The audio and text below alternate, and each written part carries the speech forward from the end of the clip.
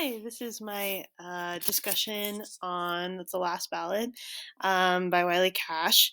I've never read this book before. I never even heard about it before taking this class. So this was my first time reading it, and I was pretty excited. It looks like something that I would pick up for myself at Barnes and Noble. Um, and, it ended up being a really solid book, I would say. I'd recommend it probably mostly to people who I know who are interested in history. There is a huge and important historical element to this book. It really just centers all around this historic moment in American history. It is a little niche in that sense. Like, it really is about this, like, small moment in American history that maybe a lot of schools glance over. I know my school definitely has glanced over because I hadn't even heard about um, these riots and this fight for um, equal pay all too much. Um, it reminded me a lot of like A Tree Grows in Brooklyn, books kind of like along those lines. Um, just in that, like, we have this idea of like extreme poverty and then like poor work conditions and people who are extremely poor having to do a ton of work and just in this time period. But what's interesting to me is that when I think about these sorts of things and what I did learn about this in history classes, like, I look at the backdrop of like maybe New York City, Boston, places like that. And what I really don't think about is the South, but it makes a lot of sense, right? And this is post Civil War. And so, industries are trying to figure out how to make it work without slaves, and um, times are changing in the novel.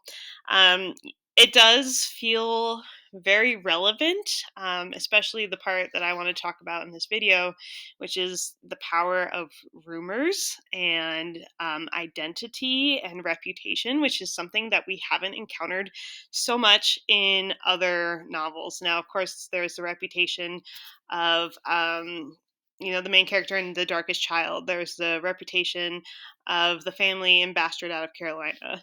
Sure.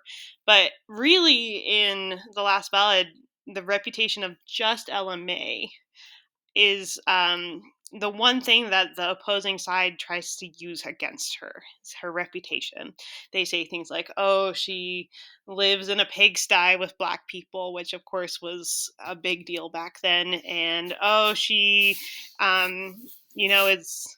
For lack of a better word here, she's a whore and she sleeps around and she has children from a ton of different dads, right?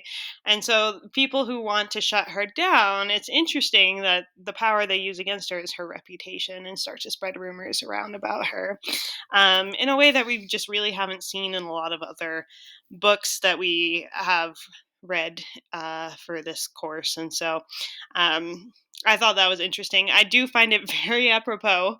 We are, at least for me, I feel pretty lucky that right now we are in like a year between elections. But when election time in America does come around, it feels like this is very relevant. Like, people constantly attacking other people's reputations, trying to bring other people down, trying to use that power over other people. I mean, it still happens today. It happens so much. I think, especially in politics, but sometimes like we see this with like celebrities and in the music world, right? Like, a lot of these same tactics are being used 100 years later, maybe even over 100 years later.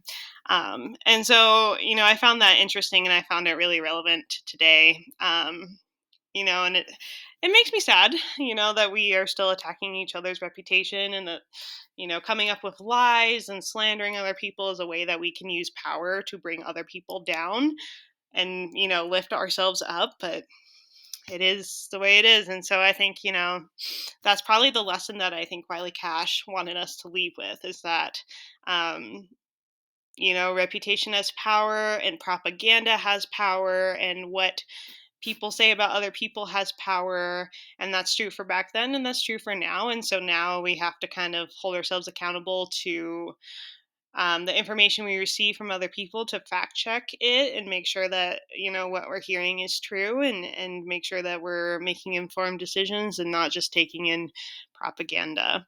So yeah, those are some of my thoughts for this week.